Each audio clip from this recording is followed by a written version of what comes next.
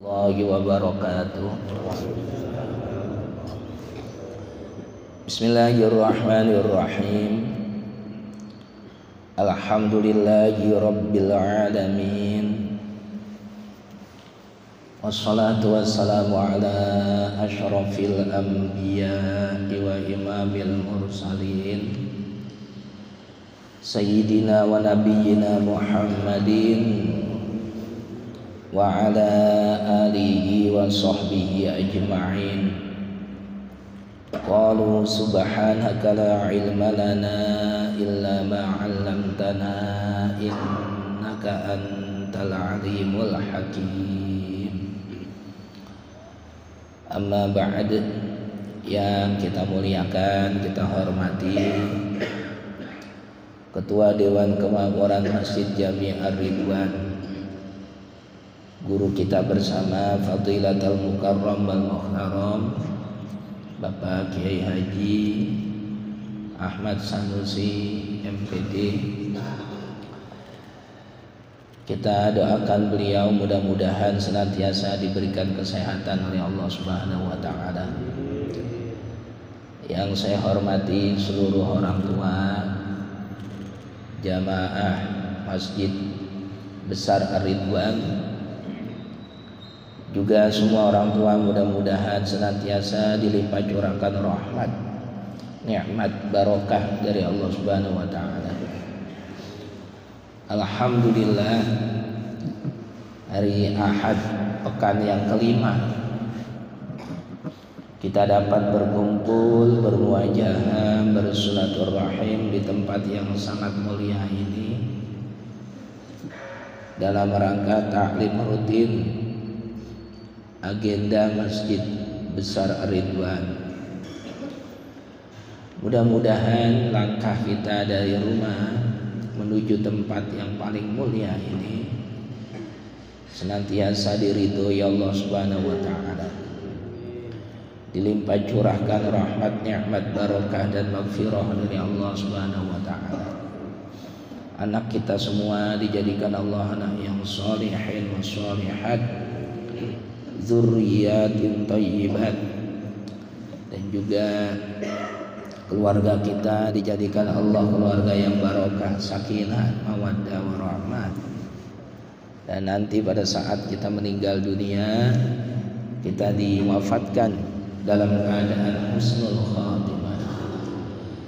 Bismillahirrahmanirrahim. Hadiyatan nu'tiha wa nuqaddimuha li habibina wa syafi'ina wa qurrati a'yunina wa maulana Muhammadin Rasulillah sallallahu alaihi wasallam wa ala alihi wa ikhwanihi minal anbiya'i wal mursalin wal awliya'i wa syuhada'i wa salihin wa sahabati wa tabi'in wal ulama'i wal mufassirin wal muhaddisin wal muslimin wa ila ruhi jami'il malaikatil muqarrabin khususan ila ruhi sultanil awliya Syekh Muhyiddin Abdul Qadir Jilani radhiyallahu anhu, summa ila ruhi jami'il awliya khususan ila ruhi Sunan Gunung Jati, Sunan Kudus, Sunan Kalijogo, Sunan ثم إلى روح جميع العلماء وأولياء هذه القرية ووصولهم وفروعهم قدس الله أسرارهم ونور ضرائحهم واجعل الجنة مثواهم ويعلي درجاتهم وأعاد علينا من بركاتهم وأمطر علينا غيث كراماتهم ثم إلى روح جميع أهل القبور من المسلمين والمسلمات والمؤمنين والمؤمنات من مشارق الأرض إلى مغاربها برها وبحرها خصوصا آباءنا وأمهاتنا وأجدادنا وجداتنا ونخص خصوصا إلى أرواح جميع keluarga besar Masjid Besar Ar-Ridwan غفر الله ذنوبهم ونور ضرائحهم واجعل الجنة مثواهم ويعلي درجاتهم شيء لله ولهم الفاتحة. أعوذ بالله من الشيطان الرجيم. بسم الله الرحمن الرحيم. الحمد لله رب العالمين الرحمن الرحيم مالك يوم الدين إياك نعبد وإياك نستعين اهدنا الصراط المستقيم صراط الذين أنعمت عليهم غير المغضوب عليهم ولا الضالين.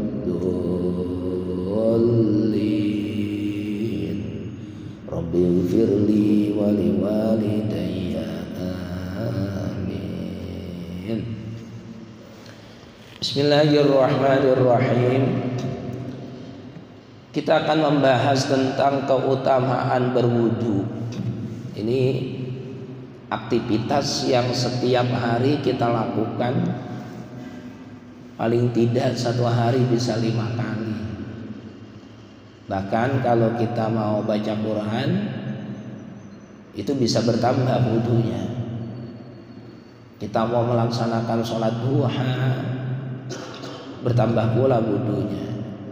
Kita melaksanakan sholat tahajud bertambah lagi wudunya. Dan banyak lagi hal-hal yang kemungkinan kita melakukan wudu. Cuma masalahnya ada beberapa hal yang penting yang terkait dengan wudu, tapi kemudian kita masih belum melakukannya. Bisa dikarenakan memang lupa, bisa dikarenakan memang belum tahu. Makanya pada pagi hari ini saya bawa satu kitab yang dikarang oleh ulama dari Indonesia yang bernama Syekh Muhammad An-Nawawi bin Umar Al-Jawi Al-Bantani. Beliau lahir di Tanara, Banten, kemudian wafatnya di kota Mekah dan dimakamkan di Ma'la. Di Ma'la itu tempat dimakamkan pula istri tercinta Nabi Muhammad, istri pertama Nabi, Sayyidah Khadijah binti Khuwailid. Kalau Sayyidah Aisyah itu makamnya ada di Baqi. Kalau Sayyidah Khadijah itu makamnya ada di Ma'la, ada di Mekah. Ruwiya 'anid Dhahhaki 'an Abi Hurairah. Diriwayatkan oleh Imam Dhahhak dari sahabat Abu Hurairah. Sudah sering saya sampaikan bahwa kalau ada Abu di depan itu bukan merupakan nama. Dalam ilmu nahwu disebutnya kunyah. Kalau orang kita nyebut ya sebutan, julukan atau apalah namanya. Diawali dengan Abu Hurairah, Abu Bakar, Abu Lahab. Itu bukan nama, sebutan. Siapa nama asli Abu Hurairah? Nama aslinya adalah Abdurrahman bin Sakhar. Beliau sahabat Nabi yang paling banyak meriwayatkan hadis. Ada 5.374 hadis yang beliau riwayatkan. Ini satu prestasi yang tidak dimiliki oleh sahabat lainnya. Paling banyak meriwayatkan hadis. Kalau dari kalangan perempuan yang paling banyak meriwayatkan hadis itu ya Sayyidah Aisyah, istri Nabi. Hadis tentang haid, hadis tentang rumah tangga itu kebanyakan dari Sayyidah Aisyah, karena memang beliau istri Nabi. Ada nama Abu Bakar, itu juga bukan nama. Nama Abu Bakar itu waktu baru dilahirkan dari rahim ibunya, namanya adalah Abdul Ka'bah. Abdul Ka'bah. Gede. Beliau masuk Islam, diganti namanya sama Nabi menjadi Abdullah. Abdullah. Jadi Abu Bakar bukan nama, bukan. Abdullah. Kenapa disebut Abu Bakar? Ada dua versi ulama. Bakar itu artinya pagi-pagi. Seperti hadis Nabi, burika ummati fi bukuriha. Artinya pagi-pagi. Pagi itu kan waktu awal, waktu pertama. Kalau siang udah waktu tengah, kalau sore udah waktu akhir. Jadi Abu Bakar itu artinya orang yang pertama. Karena memang beliau yang pertama kali masuk Islam. Ketika Nabi menyatakan saya ini sebagai Rasul, tanpa berpikir, tanpa merenung sedikit pun, tanpa ragu sedikit pun, beliau menyatakan saya percaya dan saya ikut Nabi Muhammad. Orang yang pertama itu kan disebut pagi-pagi. Pagi-pagi itu bahasa Arabnya ya Abu Bakar. Bapak ngadain acara hajatan, apa itu ngawinin atau nyunatin, orang yang pertama kali datang disebut datangnya pagi-pagi amat. Nah, pertama ini Abu Bakar, karena beliau yang pertama kali masuk Islam. Ada juga yang mengatakan bakar itu diambil dari kata-kata bikr. Bikr itu artinya perawan.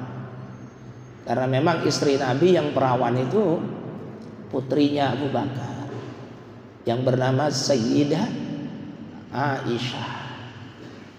Sahabat Nabi yang paling setia itu ya Abu Bakar.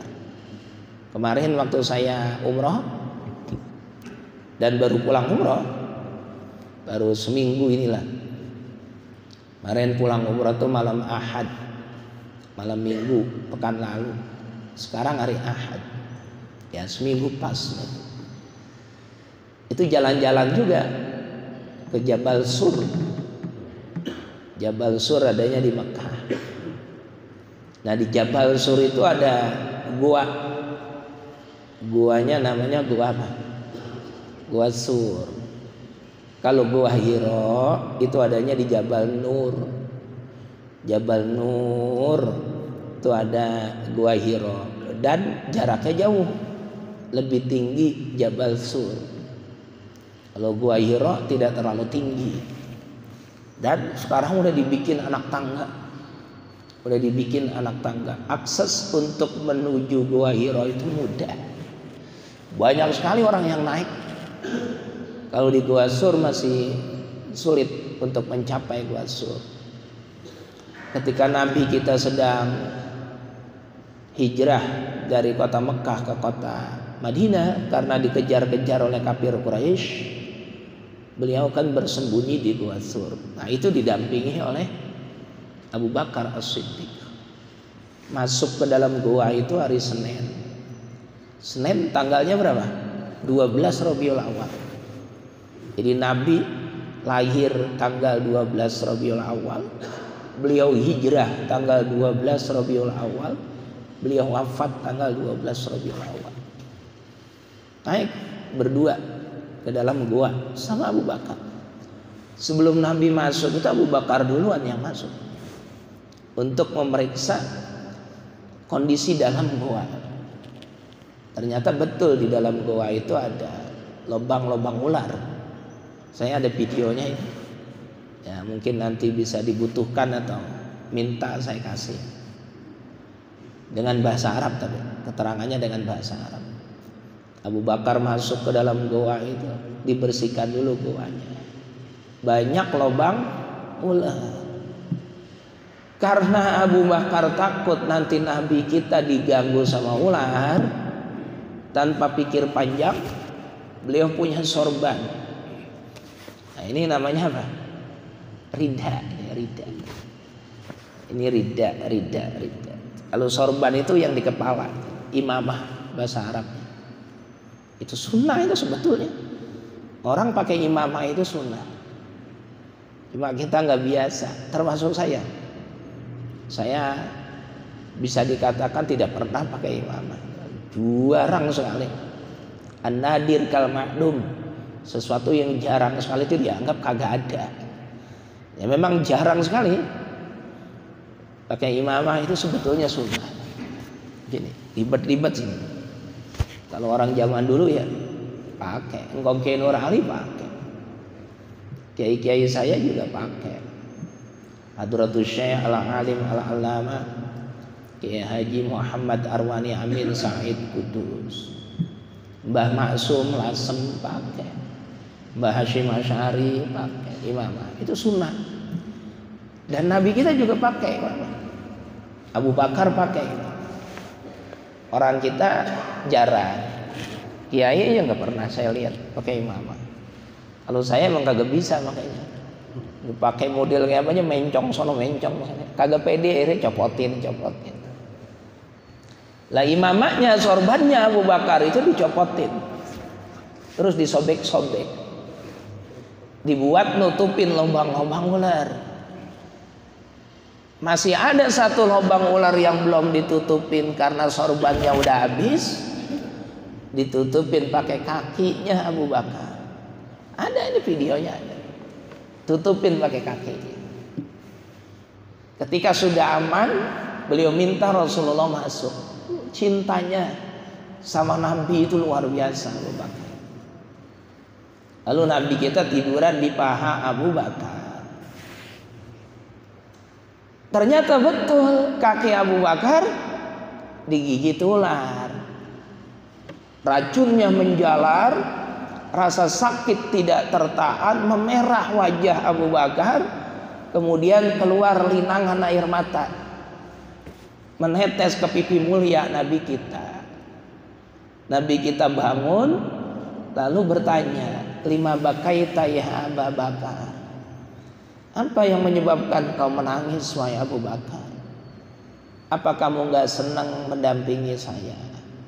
Jawaban Abu Bakar, ya Rasulullah, bagaimana mungkin saya tidak bergembira sedangkan saya berdua dengan kekasih Allah? Bagaimana mungkin saya tidak bergembira sedangkan saya berdua dengan manusia paling dicintai Allah? Dan terus kau nangis, kenapa? Kata Abu Bakar, kaki saya digigit ular. Nabi kita itu bukan nabi yang pemarah, bukan nabi yang pendendam, bukan nabi yang temperamental, emosian, tidak. Maka ularnya dipanggil sama Nabi. Ularnya dipanggil. Sini kamu, ditanya. Emang Nabi bisa ngomong sama binatang? Bisa. Nabi Sulaiman saja bisa, apalagi Nabi kita. Nabi itu punya kucing. Kucing Nabi namanya Muizzah. Nabi punya onta. Onta Nabi namanya Qaswah. Nah, itu kucing dan ontanya Nabi setiap hari berbicara dengan Nabi. Bapak-bapak nggak usah ikut-ikutan, ntar pulang dari sini ngomong sama burung. Punya piaraan burung terus ngomong sama burungnya. Malah dicurigain ntar sama istrinya. Ini kok pulang aja stres begini. Nah terus dipanggil itu ular sama Nabi. Ular. Kalau orang sekarang bilang tuh klarifikasi. Kalau bahasa agama namanya tabayyun. Minta penjelasan. Apa sebabnya kamu kok gigit kaki Abu Bakar? Salahnya Abu Bakar itu apa? Apa enggak tahu kalau Abu Bakar itu teman saya, sahabat saya, kata Nabi. Terus ular ini menjawab, ya Rasulullah, sebelum kau datang ke goa ini, terlebih dahulu malaikat Jibril udah sampai sini, mengabarkan bahwa goa ini akan kedatangan engkau ya Rasul. Hati kami senang bukan kepala, maka kami ingin memandang wajahmu dengan sepuas-puasnya. Saya ingin memandang wajahmu ya Rasul, pengen memandang wajahmu sepuas-puasnya. Lah kok lubangnya ditutupin sama Abu Bakar? Ditutupin pakai kakinya, ya saya gigit, kata ular. Agar lubang ini terbuka dan kami bisa memandang wajahmu. Itu ular. Terus kata Nabi, Abu Bakar, kecintaanmu begitu tinggi kepada saya dan tidak diragukan lagi kamu pasti di dalam surga sama saya. Lah ini ular cinta sama saya. Dia pengen memandang wajah saya. Maka ular ini pun akan masuk surga bareng sama saya. Cinta sama Nabi menjadikan pelakunya akan mendapatkan jaminan kebahagiaan dunia akhirat. Masya Allah, Masya Allah. Jadi Abu Bakar nama aslinya itu Abdul Ka'bah. Begitu gede masuk Islam, diganti sama Nabi menjadi Abdullah bin Abi Quhafa. Kalau Abu Lahab, nah itu ada lagi, itu Abu Lahab ceritanya. Itu paman Nabi. Nama aslinya adalah Abdul Uzza. Nama aslinya Abdul Uzza, itu nama asli Abu Lahab. Yang ketika mati kagak dikuburin ya. Karena badannya busuk, sehingga orang tidak ada yang berani menyentuh tubuhnya. Yang nguburinnya itu dilemparin batu, makin banyak, makin menggunung, makin numpuk, sehingga jasanya itu tertimbun oleh batu. Nggak dikuburin, busuk. Wa fi riwayatin menderita penyakit kusta atau lepra, tapi sudah membusuk. Karena apa? Karena jahat kepada Nabi. Bahkan diabadikan di dalam Al-Quran, tabbat yada abi lahabi wa tabb. Tapi bapak-bapak, sejeleknya Abu Lahab, yang pertama itu pamannya Nabi. Yang pertama. Yang kedua, setiap hari Senin Abu Lahab itu mendapat dispensasi siksa di dalam neraka. Ada ulama yang mengatakan dia dikurangi siksaannya, ada yang mengatakan bahkan dari jari-jari tangannya itu keluar air yang bisa diminum di dalam neraka. Ada yang mengatakan dia tidak disiksa sama sekali. Syekh Syamsuddin Ad-Dimishqi mengutip satu makalah, bahkan makalah ini termaktub di dalam kitab Fathul Bari yang mensyarahi kitab Sahih Bukhari. Idza kana hadza kafiran jaa zammuhu bitabbat yadahu fil jahimi mukhallada ata annahu fi yaumil isnaini daiman yukhaffafu an kulis sururi bi ahmada fama dhannu bil abdil ladzi tula umrihi bi ahmada masruran wa mata muwahhida. Abu Lahab orang kafir yang dijamin pasti masuk neraka selama-lamanya. Bitabbat yadahu fil jahimi mukhallada. Celaka dia karena dimasukkan ke dalam neraka selama-lamanya. Ata annahu fi yaumil isnain daiman. Setiap hari Senin, sepanjang waktu, setiap Senin, yukhaffafu an kulis sururi bi ahmada, diringankan siksanya sama Allah. Dispensasi siksa, dikurangin siksanya sama Allah, karena dia bergembira dengan kelahiran Nabi Muhammad. Nabi Muhammad lahir, dia girang, dia senang. Dia punya budak namanya Suwaibah al-Aslamiyah, kemudian dimerdekakan. Hanya karena itu kebaikannya dia. Cuman satu doang, dia pernah girang dengan kelahiran Nabi Muhammad. Dan setiap hari Senin dia mendapatkan potongan diskon dari seksanya. Diskonnya kagak tanggung-tanggung. Ada yang mengatakan 90%, ada yang mengatakan 100%. Bahkan ada bonus, dari jari-jari tangannya bisa keluar air. Masya Allah. Fama zannu bil abdil ladzi tula umrihi bi ahmada masruran wa mata muwahhida. Maka berfikirlah Kira-kira apa yang didapatkan oleh orang Islam, orang yang beriman? Dari kecil dia Islam, dari kecil dia beriman, dan dia girang dengan kelahiran Nabi. Masjid Besar Ar-Ridwan mengadakan peringatan Maulid Nabi. Itu kan tujuannya yang pertama karena bergembira dengan kelahiran Nabi. Yang kedua karena memang mahabbah terhadap Nabi. Dawang Abu Lahab saja dapat keistimewaan kok, apalagi kita. Nanti mungkin Musola Al-Falah juga mengadakan peringatan Maulid Nabi. Ya tujuannya itu bergembira dan juga menanamkan mahabbah kepada Nabi.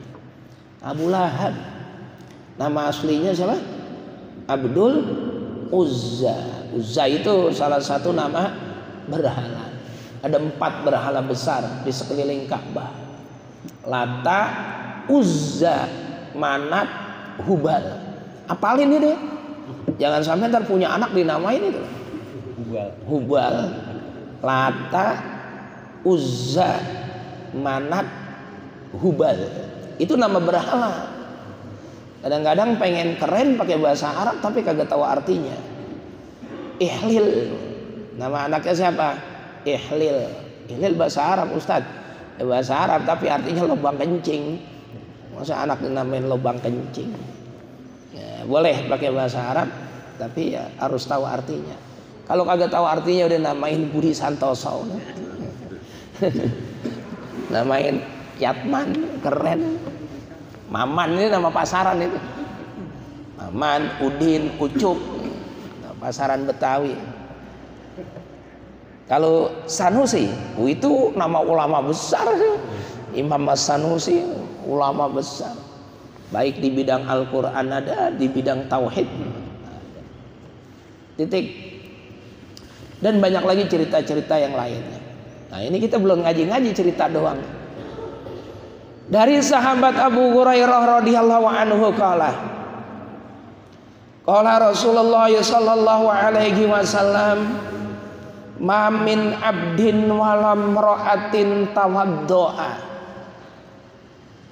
Seorang laki-laki ataupun perempuan hamba Allah, ya kita ini, tawaddoa yang berwudu, fa asanal wudu'a, kemudian memperbagus wudunya. Perbagus wudu bagaimana? Wudunya dengan sempurna. Tangannya sebelum menyedot air untuk dikumur dan juga istinsyak, tangannya dicuci dulu, dibersihkan dulu. Loh, tangan saya ini bersih loh Pak Ustadz, kenapa masih dicuci? Ya makanya sunnah. Tangan bersih kemudian dicuci itu hukumnya sunnah. Nah, kalau tangannya najis ya mesti dicuci, wajib hukumnya. Bersih, dicuci. Qabla idkhalihi ma fil ina, dalam kitab-kitab fikih. Sebelum kedua tangannya ini dimasukkan ke wadah air atau di keran lah kalau kita wudunya. Bersihin dulu. Kemudian jangan lupa menghadap kiblat, bagusnya.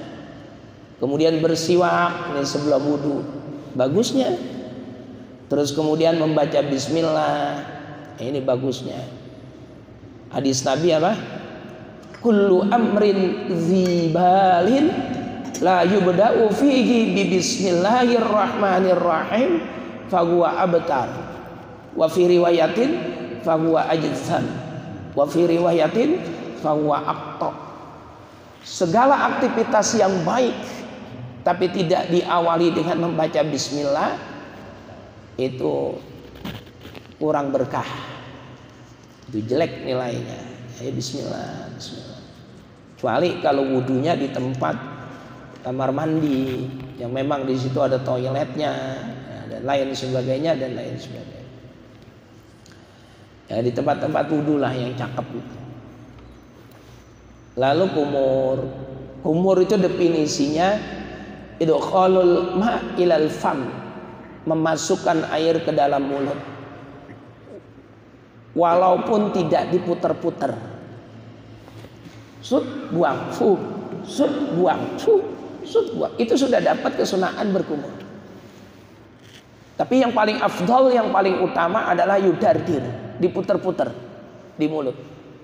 Kupiuk, kupiuk, kupiuk, kupiuk. Nah, buangnya ke kiri. Kupiuk, kupiuk, kupiuk, buangnya ke kiri. Kenapa? Li'anna shimal ma'was syaitan. Karena sebelah kiri itu tempatnya setan. Cuma lihat-lihat, kalau sebelah kiri ada temennya ya jangan. Kok buangnya ke sini? Kata ustadz kita sebelah kiri setan, lah ngamuk orangnya. Kalau sebelah kiri ada orang ya buangnya ke bawah. Kemudian istinsyak, nyedot air ke hidung. Nah ini perlu dipahami Pak. Siwakan, berkumur tatkala wudu, menyedot air ke dalam hidung, termasuk diantaranya mencabut bulu ketiak, motongin kuku, mencukur kumis, cukur rambut, mencukur bulu kemaluan, khitan, terus apa lagi, cebok atau istinja. Itu Nabi kita, Nabi Muhammad mengambil syariat tersebut dari Nabi Ibrahim. Jadi syariat itu syariat Nabi Ibrahim, diambil sama Nabi kita. Ya, di mana keterangannya? Al-Quran. Wa idzibtala Ibrahim rabbuhu bikalimatin fa'atammahun. Bikalimatin itu Abdullah ibn Abbas. Alhamdulillah waktu saya umrah kemarin, saya ziarah ke sana, ke Taif. Ada masjid Abdullah ibn Abbas, ada perpustakaan Abdullah ibn Abbas di Taif. Sayyidina Abdullah ibn Abbas menafsirkan bikalimatin itu bi asyri imtihanin, ada 10 ujian. 10 ujian itu yang 5 ada di wajah, yang 5 ada di badan. Yang 5 ada di wajah itu nomor 1 as-siwaku, bersiwak. Itu ternyata syariat Nabi Ibrahim. Yang kedua berkumur tatkala wudu, syariat Nabi Ibrahim. Yang ketiga istinsyak, nyedot air ke hidung, syariat Nabi Ibrahim. Yang keempat qassus syarib, mencukur kumis. Wong Jawa ngarani apa? Brengos. Nah, yang kelima al-halqu, cukur rambut. Syariat Nabi Ibrahim. Loh kok disebutnya ujian? Di kalimatin ay bi asyri imtihanin. Itu kan hal yang biasa. Siwakan, kumur, masukin air ke hidung, cukur, kemudian motong kumis, itu kan sesuatu yang biasa dan mudah sekali. Kenapa disebut ujian? Ya mudah buat kita sekarang. Ada silet, ada mesin pencukur.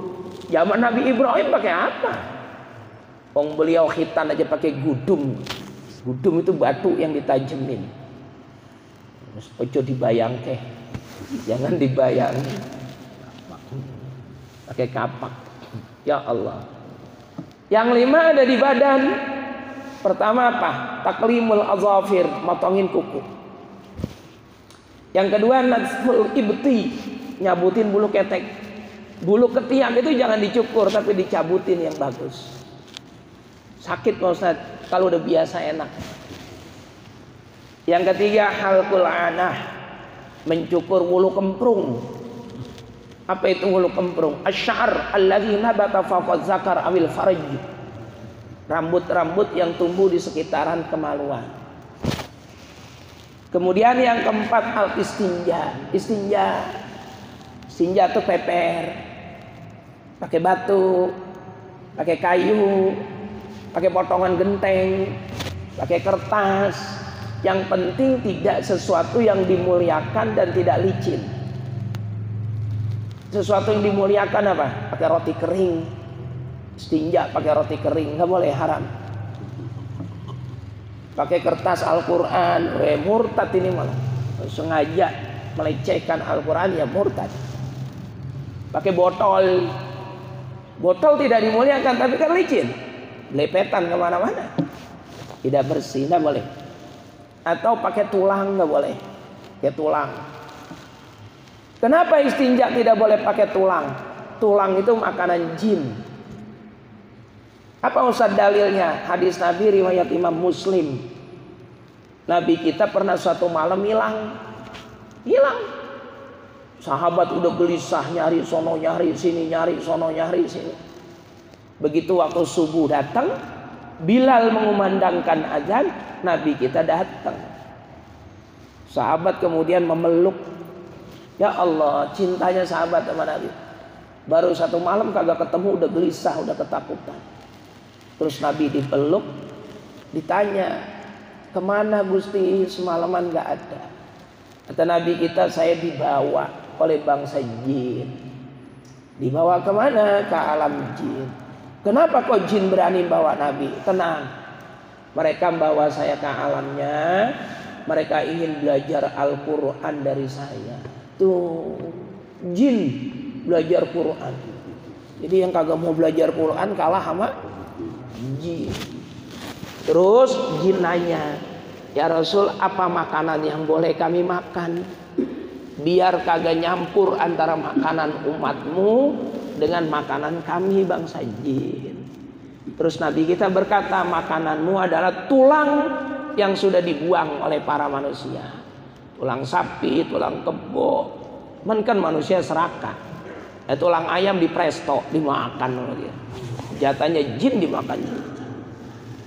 Terus kemudian kotoran-kotoran. Tai kebo, tai onta, tai kambing, tai sapi, itu makanan jin.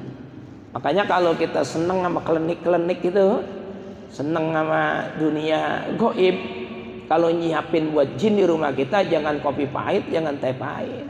Tai kebo taruh di nampan, itu makanan jin itu. Bukan kopi pahit, bukan teh pahit, bukan. Nggak ada gunanya, jin kagak doyan. Orang aja dikasih kopi pahit kadang-kadang kagak mau. Kopi pahit buat ini kurang gula, apalagi jin dilepeh. Titik. Kita lanjutin. Jadi orang berwudu lalu diperbagus wudunya. Summa qara'a ba'dahu, kemudian sesudah wudu dia membaca. Baca apa? Ini saya yakin ini jarang yang mempraktekkan. Inna anzalnahu fi Lailatul Qadar, artinya surat Al-Qadar. Ila akhiriha ay ila akhiril ayah. Sampai ayat yang terakhir. Illa a'taqallahu ta'ala bikulli arfin min ami'ata darajatin. Maka Allah akan memberikan orang tersebut setiap satu huruf itu 100 derajat.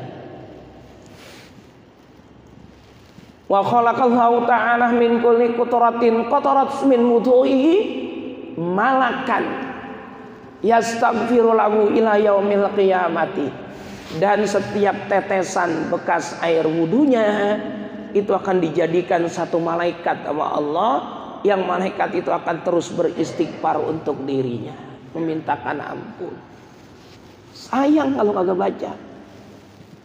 Baca apa? Al-Qadar. Inna anzalnahu fi lailatul qadar. Berapa ayat surat Al-Qadar? Berapa ayat? 5. Ada berapa huruf surat Al-Qadar? Hurufnya. Al-Qadar itu ada 114 huruf. Ada berapa kalimat surat Al-Qadar? Ada 30 kalimat. 30 kalimat surat Al-Qadar merepresentasikan Al-Quran, itu ada 30 juz. 114 huruf dalam surat Al-Qadar itu merepresentasikan ada 114 surat dalam Al-Quran. Masya Allah. Habis wudu dibaca. Kalau dalam kitab Al-Minahus Saniyah karya As-Sayyid Abdul Wahab Asy-Sya'rani, yang paling utama itu dibacanya 10 kali surat Al-Qadar. Kalau 10 kali nggak kuat, ya sudah sekuatnya apa 3 kali. Kalau 3 kali juga masih kelamaan, ya 1 kali. Memang dalam kitab-kitab fikih, orang yang wudu itu bekas wudunya jangan diandukin, jangan dielap. Kenapa? Karena setiap tetesan air wudhu itu akan menjadi satu malaikat. Yang malaikat itu akan terus beristighfar untuk orang tersebut. Dan kalau diandukin, kagak mungkin netes lagi, udah hilang. Makanya orang yang habis wudhu itu kemudian diandukin, dielap pakai anduk, hukumnya makruh. Kecuali dalam kondisi yang sangat dingin atau kondisi yang banyak sekali debu. Kalau dia tidak dielap secepatnya, itu debunya bisa berterbangan ke wajahnya, maka dielap dengan debu. Orang mati, lah kan dikuburin, dibacain tuh kalau mau dikuburin dibikinin apa? Bantalan tanah. Nah tanah itu jangan sekedar dibulatin, tapi tanah itu bacakan surat Al-Qadar. Dalam kitab Sab'atu Kutubin Mufidah, orang mati terus dibulatin, dibacain surat Al-Qadar, itu akan memudahkan menjawab setiap pertanyaan munkar dan nakir. Sayang kalau nggak dipraktekin. Orang beranak, kuping kanan diazanin, kuping kiri dikomatin, balik lagi ke kuping kanan dibacain surat Al-Ikhlas 3 kali, menancapkan ketauhidan, dan juga dibacakan surat Al-Qadar 1 kali. Apa hikmahnya? Kalau anak kita perempuan, insya Allah anak itu kagak bakalan jadi jablay.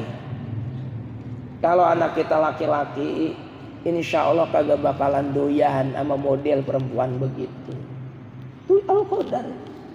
Inna anzalnahu fi lailatul qadar. Nah, paling tidak setiap wudu, selesai wudu kan ada doanya tuh. Allahumma ja'alni minat tawabina waj'alni minal mutatahhirin waj'alni min ibadikas shalihin. Terus baca surat Al-Qadar. Nanti setiap bekas wudu, asaril wudu, bekas wudunya itu terus menetes, itu akan menjadi satu malaikat. Yang malaikat itu akan terus beristighfar. Setiap satu huruf akan diangkat derajat kita di hadapan Allah Subhanahu wa ta'ala. Dan mudah-mudahan ada barokah dan manfaatnya. Kadza fi riyadis shalihin, yang demikian ini kata Syekh Muhammad An-Nawawi, fi riyadis shalihin, terdapat dalam kitab Riyadus Shalihin. Riyadus Shalihin itu kitab hadis yang dikarang oleh Imam Nawawi. Baik, ya ini saja, kurang lebihnya mohon maaf ya. Barangkali ada yang ingin didiskusikan, ya monggo silakan. Ya, boleh.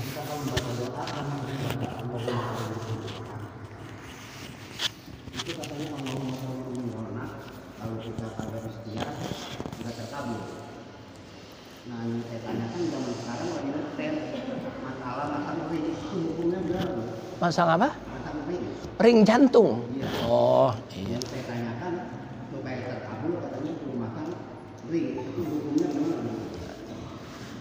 Masalah kesehatan, masalah obat-obatan, itu dalam fikih ada istilah ahlul hubroh.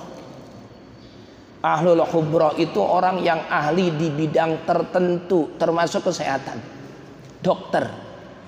Jadi orang yang memiliki penyakit, itu proses penyembuhannya harus berdasarkan pendapat orang yang ahli di bidang kesehatan. Kalau memang dia punya penyakit jantung dan jantungnya itu sudah mengaruskan dirinya memasang ring, pasang saja. Ikutin arahan dari dokter, ikutin arahan dari yang ahlinya. Jangan mendengarkan, jangan terpengaruh, jangan ikut-ikutan kepada orang yang tidak berkompeten di bidangnya. Dalam hadis Nabi, idza wusidal amru ila ghairi ahlihi fantaziri sa'ah. Kalau satu urusan disampaikan, diatur, ditentukan sama orang yang bukan ahlinya, maka tunggu saja kerusakannya. Ya ahli kesehatan itu ya dokter, ikutin dokter di bidang kesehatan. Ahli agama itu ya kiai, ikutin kiai di bidang agama. Ahli pembangunan itu tukang, ikutin tukang, jangan dicampur aduk. Tukang ngomong kesehatan, dokter bicara agama, jangan dicampur aduk. Nanti akan hancur tatanan kehidupan ini. Biarkan berjalan dengan relnya masing-masing. Dokter bicaralah tentang kompetensinya di bidang ilmu kesehatan. Doa itu memang harus disertai dengan ikhtiar. Bukan hanya masalah panjang umur, masalah rezeki pun begitu. Ya Allah, saya minta ya Allah mobil baru, paling kagak Alphard dah, jangan yang mewah-mewah. Kerjaannya makan tidur, kerja kagak. Kira-kira ada yang ngasih Alphard? Kagak. Jangan bilang Allah kagak kuasa. Katanya Allah maha kuasa, kok saya minta Alphard kagak dikasih-kasih? Lenglajis, bagaimana mau dikasih? Bagaimana mau dikasih? Jadi antara doa dengan ikhtiar itu mesti seiring berjalan. Dalam bahasa Al-Qur'annya apa? Wabtaghi fima atakallahu daral akhirah wala tansa nasibaka minad dunya. Tetap kita disuruh. Dalam surat Jumat juga kita udah hafal banget. Ya ayyuhalladzina amanu idza nudiya lis-sholati min yaumil jumu'ati fas'au ila dzikrillahi wa dzarul bay' zalikum khairul lakum in kuntum ta'lamun fa idza qudiyatis shalah fantashiru fil ardi. Disuruh Allah untuk cari rizki, suruh cari rizki. Ayat yang paling populer itu yang sering disampaikan oleh mubaligh apa? Innallaha la yughayyiru ma biqaumin hatta yughayyiru ma bi anfusihim. Allah tuh kagak bakal merubah nasibmu kalau kamu sendiri kagak mau ngerubah. Mau meminta jadi apa? Pengen jadi dokter, bagaimana mau jadi dokter orang sekolah kagak. Jadi Allah akan menentukan apa keinginan kita kalau kita sudah berusaha dengan semaksimal mungkin. Kalau sudah berusaha ikhtiar macam-macam, tawakal, baru pasrah sama Allah. Nanti Allah yang akan memilihkan yang terbaik, termasuk di bidang kesehatan. Minta diberikan panjang umur, silakan. Emang bisa panjang umur? Nggak bisa. Tapi paling tidak barokah umurnya. Engkong Kiai Nur Ali wafat tahun berapa? 1992. Tapi sampai sekarang namanya terus disebut. Kuburnya tetap diziarahin. Ini umurnya panjang. Sampai sekarang tetap disebut, sampai sekarang tetap dikenang kebaikannya. Tapi orang-orang yang buruk ya sudah tenggelam. Mati ya udah mati begitu aja, udah kagak bakal disebut-sebut lagi. Yang kita minta itu barokah umurnya. Panjang umur artinya barokah umurnya. Ada lagi? Ada lagi? Menurut masalah ibadah seorang laki-laki, ada yang mengatakan untuk mata kaki jangan sampai tertutup pada saat ibadah. Mata kaki harus tertutup. Jangan sampai tertutup. Kalau pakai kain, pakai apa gitu. Harus terbuka, gitu. Ya artinya harus keangkat. Ya. Jangan sampai tertutup. Itu ada maknanya kalau tertutup dan diulang lagi sholatnya. Oh enggak, itu terlalu ekstrim itu. Nah, tapi maksudnya bagus.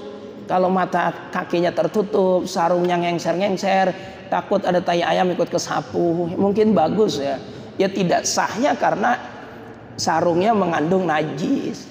Jadi dia sambil jalan sambil nyapuin jalanan. Hadis ini harus dipahami. Ini pernah saya bahas di Masjid Nurul Firdaus. Ketika ada salah satu penceramah yang mengatakan begitu. Itu orang yang isbal namanya, isbal. Isbalul izar. Isbalul izar itu artinya ngengserin sarung. Ngengserin gamis itu tempatnya di neraka. Lah kok Allah kejem banget tibang gara-gara sarung orang masuk neraka. Saya bilang gitu. Kok malaikat kejem amat tibang masalah sarung kok orang dimasukin neraka. Kita harus pahami konteks hadis itu. Hadis itu tidak cukup hanya sebatas orang yang ngengserin pakaian, tidak titik. Tapi ada tujuannya. Tujuannya apa? Lil khuyalah. Khuyala itu artinya kesombongan. Orang yang nyengser pakaian pada zaman Nabi, pada zaman sahabat, itu identik dengan kesombongan.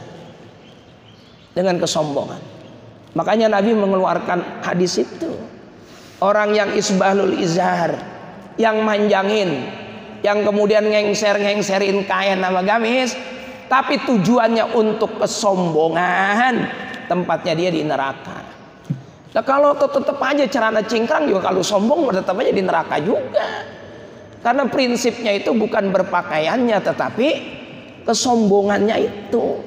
Wala tamshi fil ardi maraha innaka lan tablughal jibala. Ya, innaka lan tagriqal arda wa lan tablughal jibala tula. Jangan berhenti di wala tamshi fil ardi, jangan berhenti di situ. Jangan kamu berjalan di atas muka bumi. Lah kita mau ngapain? Jangan berjalannya itu maroha, dalam keadaan sombong. Jangan. Ya kalau sudah ada unsur kesombongan, ya rusak segalanya. Termasuk ibadahnya, termasuk apanya. Dah, nutupin aurat, ya sudah ditutupi. Walaupun diapa-apain, ya tentu kita lebih bagus ngikutin hadis Nabi. Cuma jangan terlalu ekstrim. Ada yang ngomong begitu kan, Pak Ustadz, kok nggak ikutin sunnah Nabi? Nggak ikutin sunnah Nabi yang mana? Kenapa nggak dicengkrangin? Jawabannya gampang. Sunnah Nabi itu banyak. Nabi hafal Quran. Nabi hafal Quran. Saya hafal Quran. Ini contoh itu. Saya hafal Quran. Saya udah ngikut yang paling tinggi. Ini kan jawabannya Gus Bahar. Nah, kalau cuma sekedar motong celana itu gampang sekali, mudah dan murah. Kagak nyampe 10.000 motong celana, motong sarung itu mudah bang. Cari sunnah-sunnah yang keren gitu loh, yang keren, hafal Quran, sunnah-sunnah yang lain.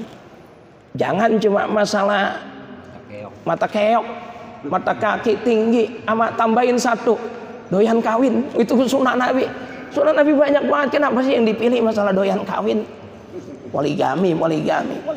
Ya, itu jadi prinsip beragama itu yang mudah, jangan dipersulit. Adanya agama itu untuk kemudahan, bukan untuk kesulitan. Gitu Pak Haji ya. Cukup ya. Udah siang ya. Nah, mudah-mudahan barokah dan manfaat. Al-Fatihah. Ini jadi Pak.